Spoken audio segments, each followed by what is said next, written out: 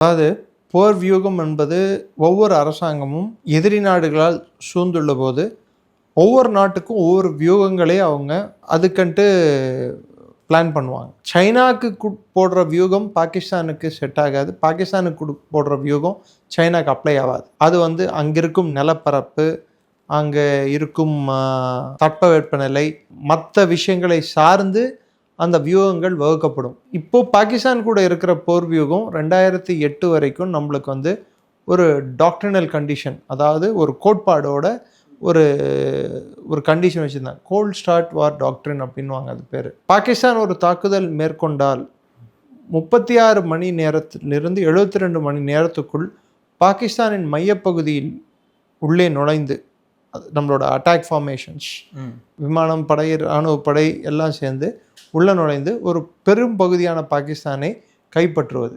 திரும்பி அதை கைப்பற்ற பிற்பாடு உலக நாடுகள் வரும்போது நாம்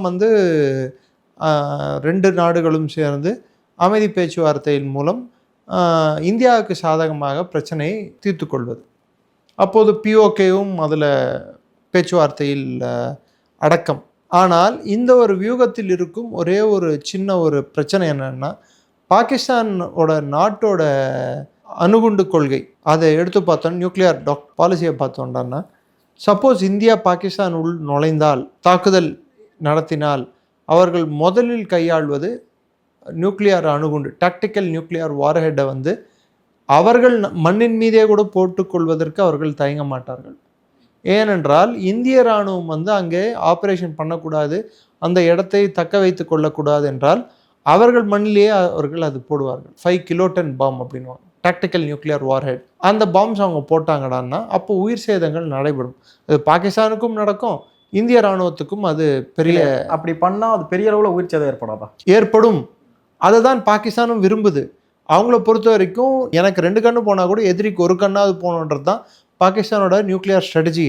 அப்பேற்பட்ட ஒரு சூழ்நிலை ஏற்பட்டால் இந்தியா செகண்ட் ஸ்ட்ரைக் கேப்பபிலிட்டிக்கு போகும். செகண்ட் ஸ்ட்ரைக் கேப்பபிலிட்டின்றது சப்போஸ் பாகிஸ்தான் அணுகுண்டை உபயோகித்தால், அது டாக்டிக்கல் நியூக்ளியர் வார்ஹெட்டாக இருந்தால் கூட இந்தியா அதுக்கு பதிலடி கொடுக்கும் விதமாக பாகிஸ்தான் மீது முழுமையான அணு ஆயுத தாக்குதலை நிறைவேற்றும்.